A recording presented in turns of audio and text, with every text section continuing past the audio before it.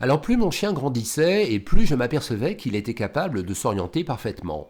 Par exemple, cette balade bifurque plusieurs fois, comme ici, vers un petit sentier à gauche, alors que le réflexe naturel, c'est plutôt de continuer le large chemin de pierre qui tourne à droite.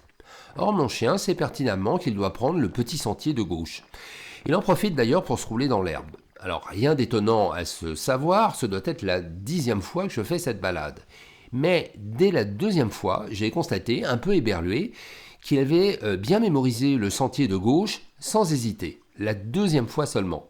Or, il s'était écoulé plus de 6 mois entre la première et la 2e balade. Bref, mon chien s'était souvenu à plus de 6 mois d'intervalle. Alors, c'est pas vraiment exceptionnel à mon chien, ni à sa race. Toutes les races sont concernées, mais alors, comment font les chiens? Eh bien, l'explication, elle a été donnée par les scientifiques. Ce serait la combinaison d'au moins 2 facteurs, peut-être 3.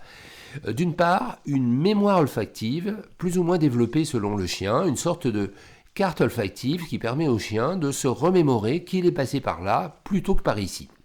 Ensuite, une mémoire situationnelle qui peut éventuellement jouer, c'est-à-dire le chien a vécu telle situation dans tel endroit et du coup, il s'en souvient.